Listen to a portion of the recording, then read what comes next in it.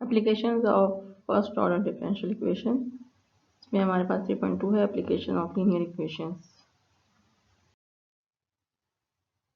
सबसे पहली एप्लीकेशन जो है वो सबसे पहले डिफरेंशियल इक्वेशंस की बात करते हैं कि लाइफ में जहाँ जहाँ चेंज आता है, जहाँ जहाँ एक वेरिएबल चेंज होता है, तो वहाँ हमारे पास डिफरेंशियल इक्वेशंस बनती हैं। इस सेक्शन में हम सिर्फ फर्स्ट ऑर्डर डिफरेंशियल इक्वेशन की एप्लीकेशंस पढ़ेंगे। तो पहली एप्लीकेशन जो है वो है ग्रोथ एंड डिके की। ग्रोथ एंड डिके में फ़र्ज़ करें एक्स आपके पास कोई भी वेरिएबल है जो कि चेंज हो रहा है, और ये इस तरह चेंज हो रहा है कि ये एक्स रेट ऑफ चेंज जो है वो इसका प्रोपोर्शनल है एक्स के। ये केसेस तब आते हैं जैसे पॉपुलेशन में डिपेंड करता है कि new population, rate of change population depend करता है कि प्रेजेंट पॉपुलेशन क्या है। तो इसलिए, और ये जो रेट है ये विद रिस्पेक्ट टू टाइम है, तो पॉपुलेशन जो है विद प्रेजेंट पॉपुलेशन के लिहाज से चेंज होता है। तो हम कह सकते हैं कि rate of change of population is directly proportional to present population. और ये प्रोपोर्शनैलिटी को हटाने के लिए हमारे पास कांस्टेंट ऑफ प्रोपोर्शनैलिटी कांस्टेंट आ गया के। तो हमारे पास इक्वेशन बन गई dx by D T is equal to K X. इसको आप देख सकते हैं ये सेपरेबल डिफरेंशियल इक्वेशन है। और अगर आपको टाइम भी दिया हो, इनिशियल टाइम कि X of T not is equal to X not, कि इनिशियली आपके पास ये जो पॉपुलेशन थी वो एक्स नॉट थी, तो फिर आप जो है इनिशियली मीन्स टाइम ज़ीरो पे, इनिशियल टाइम पे ये एक्स नॉट थी, तो ये आपके पास एक इनिशियल वैल्यू प्रॉब्लम बन जाती है। तो ये हम इसको स्टडी करते हैं पॉपुलेशन प्रॉब्लम में। बैक्टीरिया हो गया, कोई स्मॉल एनिमल्स हो गए, स्मॉल टॉन्स होंगे, उसकी पॉपुलेशन का रेट प्रेडिक्ट करने के लिए इसको स्टडी करते हैं। इसके अलावा इसको फिज़िक्स, केमिस्ट्री वगैरह में हम किसी रेडियो एक्टिव मटेरियल की डिस्ट्रक्शन के लिए को भी स्टडी करने के लिए, इसकी डिके के स्टडी करने के लिए ये मॉडल बनाते हैं, मैथमेटिकल मॉडल। जैसे कि आपके पास यूरेनियम है, ये रेडियो एक्टिव मटेरियल है और ये कन्वर्ट हो जाता है किसी दूसरे मटेरियल में, थोरियम में। तो ये जो डिके हो रहा है प्रोसेस का, इसको भी स्टडी करने के लिए हम जो है ये स्टडी करते हैं, ये स्टडी करते हैं। अब जब हम जो गिवन हमारे पास इनिशियल वैल्यू प्रॉब्लम है इसे सॉल्व करेंगे, तो हमारे पास जो जनरल सोल्यूशन आएगा वो एक्सपोनेंशियल की फॉर्म में आता है, e⁻k_t। ये भी आगे हम एग्जांपल भी करेंगे, वहाँ पे भी आपको क्लियर हो जाएगा कि वो एक्सपोनेंशियल की फॉर्म में सोल्यूशन आता है। तो ये डिपेंड करता है k पे। अगर k ग्रेटर देन 0 है, k की वैल्यू, तो ग्रोथ होगी। वैल्यू 0 से स्टार्ट हो रहा है तो ये ग्रोथ हो रही है, ठीक है, अगर टाइम तो 0 से स्टार्ट होता है।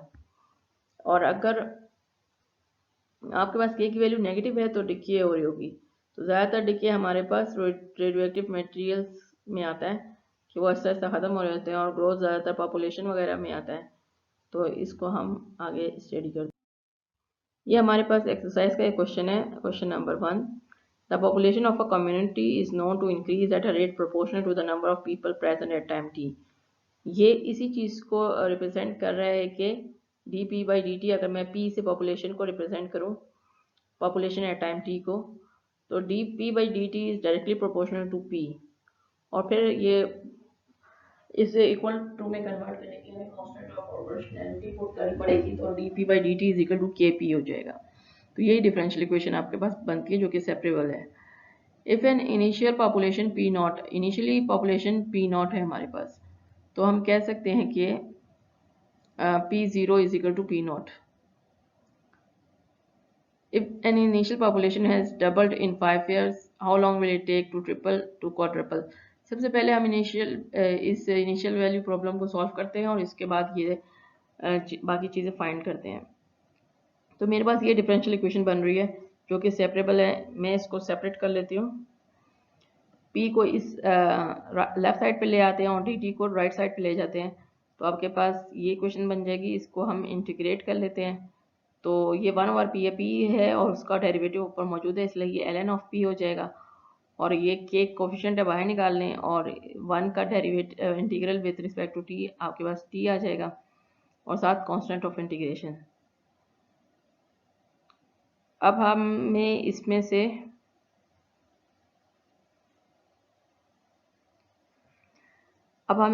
से क्या निकालना है,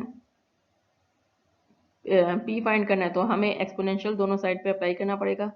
दोनों साइड पे हम एक्सपोनेंशियल अप्लाई कर लेंगे तो मेरे पास हो जाएगा p is equal to E raised power K T into E raised power C. अब c के साथ हम क्या करेंगे, मेरे पास क्या इक्वेशन आ गई, p इज इक्वल टू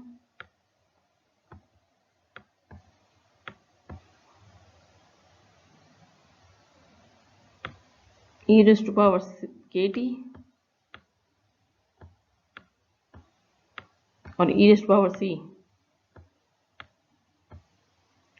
तो हम ये इनिशियल वैल्यू प्रॉब्लम पुट करते हैं, p of 0 is equal to initially जो हमारे पास टाइम 0 था जब, तो हमारे पास पॉपुलेशन p नॉट थी। इसको इस इक्वेशन में पुट करें तो आपके पास आ जाएगा p not is equal to E rest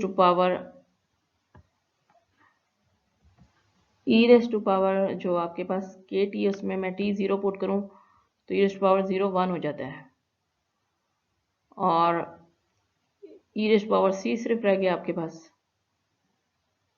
तो ई रेस्ट पावर सी किसके इक्वल आ गया, पी नॉट के इक्वल आ गया। इस इक्वेशन में अब आप ई रेस्ट पावर सी की जगह पी नॉट पुट करें तो आपके पास ये इक्वेशन बन जाएगी, P is equal to P not E raised power K T. तो ये हमारे पास प्रॉब्लम, ये सोल्यूशन आ गया जो कि एक जनरल सोल्यूशन है, जो कि इनिशियल वैल्यू प्रॉब्लम का सोल्यूशन है। ठीक है, इस इनिशियल वैल्यू प्रॉब्लम का।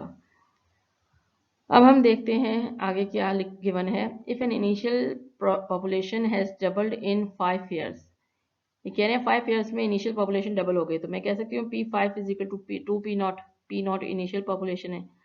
अब इसको आप इक्वेशन नंबर 1 में पुट करें तो P5 की जगह आप 2p नॉट पुट करेंगे और ये आपके पास वैसे लिखा जाएगा, t की जगह 5 पुट कर देंगे। p नॉट और p नॉट कैंसिल हो गए, आपके पास यहाँ पे 2 रह गया और यहाँ पे e रेस्ट पावर k 5 रह गया। अब मुझे k5 एक्सपोनेंशियल को ख़त्म करने के लिए दोनों साइड पे ln लेना पड़ेगा, नेचुरल लॉग। तो मेरे पास 5k is equal to ln of 2 आ गया। यहाँ से मैंने k की वैल्यू निकाल ली जो कि ln ऑफ 2 ओवर 5 आ गया, और इसको मैंने इक्वेशन नंबर 1 में पुट कर दिया, इक्वेशन 1 में पुट कर दिया। तो k की जगह मैंने वैल्यू पुट कर दी। अब ये आपके पास इक्वेशन 2 आ गई है। अब आगे क्या प्रॉब्लम है, how long will it take to triple, triple कब होगी। तो हमें क्या फाइंड करना है, P T is equal to 3 P not given है, टाइम हमें मालूम करना है कब ट्रिपल होगी। तो इसको इस इक्वेशन 2 में पुट कर देते हैं, पी टी की जगह 3 पी नॉट और बाकी वही रहने दिया, पी नॉट कैंसिल हो गए। ये आ गई आपके पास इक्वेशन। एक्सपोनेंशियल ख़त्म कर लेने के लिए दोनों तरफ ln नॉचुरल लॉग लेना पड़ेगा। तो आपके पास ये इक्वेशन आ गई। यहाँ पे टी पॉइंट्स में आपके पास आ रहा है जो कि तकरीबन 7.9 ईयर्स बनते हैं। ठीक है, फिर हमने अगला है 2 क्वाड्रपल, कि अब ये how long will it take to quadruple, 4 times कब होगी। तो हम P T is equal to 4 P not ले लेते हैं, इसको भी इक्वेशन 2 में पुट कर देते हैं। यहाँ p की जगह 4 पी नॉट पुट कर दिया, पी नॉट कैंसिल हो गया। ये इक्वेशन आ गई, दोनों साइड पे लॉग लेंगे ताकि एक्सपोनेंशियल को कैंसिल कर सकें। यहाँ से आपके पास t की वैल्यू आ गई जो कि 10 ईयर्स है। तो 10 ईयर्स में जो पॉपुलेशन है वो आपके पास 4 टाइम्स हो जाएगी। नेक्स्ट हमारे पास जो एप्लीकेशंस हैं उसमें आपको मैं डेफिनेशन पहले बताना चाहती हूँ हाफ लाइफ की, कि कोई भी रेडियो एक्टिव सब्सटेंस जो कि रेडिएट करता है उसकी स्टेबिलिटी जो है उसकी हाफ लाइफ से काउंट की जाती है कि उसने कितना रेडिएट किया है। पहले इनिशियली अमाउंट कितनी थी और अब कितना रेडिएट हो गया। हाफ लाइफ क्या होता है, जो उसमें जो टोटल एटम्स हैं उनका हाफ एटम्स जब रह जाए तो वो उसकी हाफ लाइफ होती है। टाइम कितना आपके पास, the time it takes for one half of the atoms in an initial amount, जो टोटल एटम है उसको हाफ में आने में कितना वक्त लगता है, तो उसको हाफ लाइफ कहते हैं। यहाँ पे आपको मुख्तलिफ हमने एग्जांपल्स दी हुई हैं। रेडियम की R-226 जो है उसको उसकी हाफ लाइफ 1700 ईयर्स है। इसी तरीके से सबसे जिस भी सब्सटेंस की हाफ लाइफ जितनी ज़्यादा होगी वो सब्सटेंस उतना स्टेबल होता है। जैसे ये यूरेनियम आइसोटोप है U-238, इसकी हाफ लाइफ तकरीबन 4.5 बिलियन ईयर्स है। और ये जो है 1/2 जो है यूरेनियम वो कन्वर्ट हो जाता है लेड में।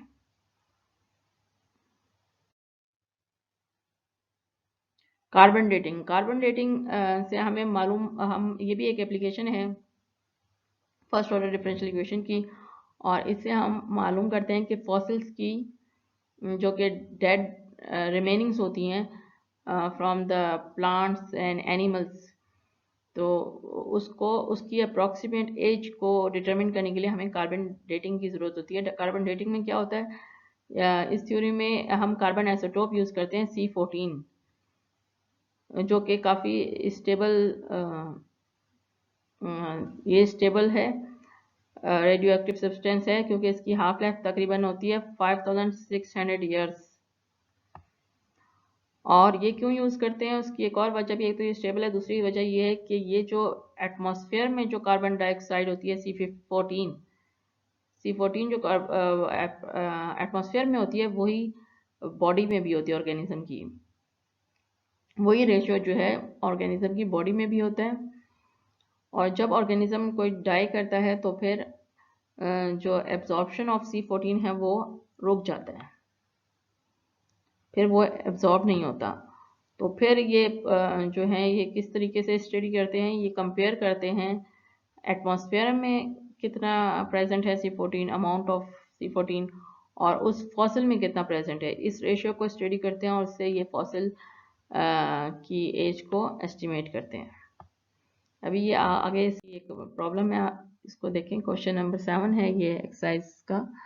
इन a piece of burn wood और charcoal, it was found that 85.5% of the C14 had decayed.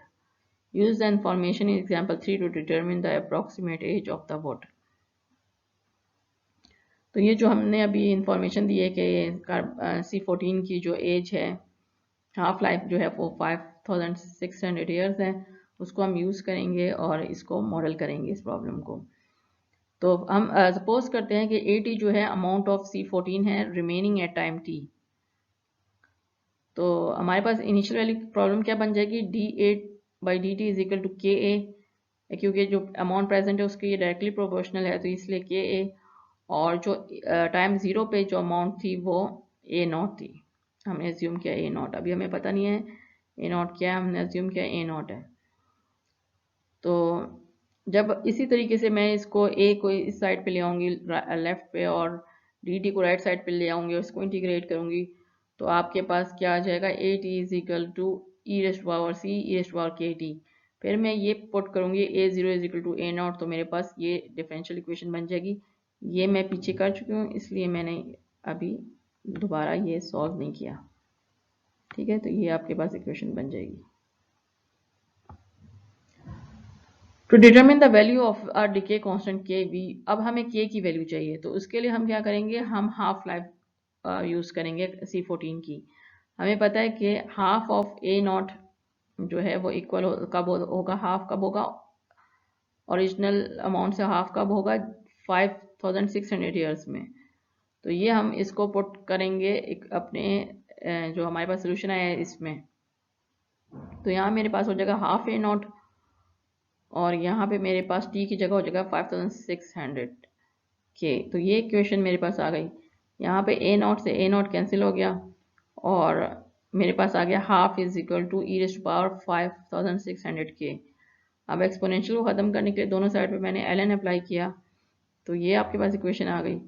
अब ln ऑफ 1/2 किसके बराबर होता है, ln of 1 minus ln of 2। ln of 1 0 के बराबर होता है, इसलिए सिर्फ आपके पास माइनस ln ऑफ 2 आ गया। यहाँ से आपने k की वैल्यू निकाल दी, 5600 को इधर आके डिवाइड कर दिया, तो k की वैल्यू आपके पास नेगेटिव आ गई। अब यहाँ से भी आपको क्लियर हो गया कि k की वैल्यू जब नेगेटिव आती है तो ये डिके होता है, तो ये डिके एक प्रोसेस को शो कर रहा है। तो ये के की वैल्यू हमने अपने गिवन इक्वेशन में पुट कर दी। ये इसको मैंने इक्वेशन 1 कह दिया। अब हम अपने प्रॉब्लम की तरफ आते हैं कि इसमें 85.5% ऑफ C14 जो है वो डिके हो चुका है। हमने ए को सपोज किया था amount remaining at time T, तो इसलिए हम अमाउंट रिमेनिंग निकाल लेते हैं। 85.5% डिके हो गया, तो 100 में से आप माइनस कर लें 85.5, तो आपके पास बचता है 14.5%, जो कि इक्वल होता है परसेंट 1/100 के इक्वल होता है। तो 14.5 को आप 100 से डिवाइड करते हैं तो आपके पास 0.145 आ जाता है। तो ये अमाउंट जो है आपके पास बच गई है। तो हमें टाइम नहीं पता कि कितने अरसे में ये बची है, तो इसलिए हम A T is equal to 0.145 A not लिख देते हैं, मतलब ओरिजिनल अमाउंट का 0.145 रह गया है। तो इसको हम इक्वेशन नंबर 1 में पुट करते हैं, तो ए टी की जगह आपके पास 0.145 ए नॉट आ जाएगा, और ए नॉट इसको कैंसिल करें, आपके पास ये बच गया। ये क्वेश्चन आ गई। एक्सपोनेंशियल को कैंसिल करने के लिए एल एन अप्लाई करें दोनों साइड पे, और आपके पास फिर ये इक्वेशन आ जाएगी, और यहाँ से आप टी की वैल्यू निकाल लें, इसको डिवाइड कर दें इस साइड पे, तो आपके पास अप्रॉक्सीमेट 15,600 ईयर्स आ जाते हैं। तो इतने ईयर्स गुजर चुके हैं इस फॉसिल को।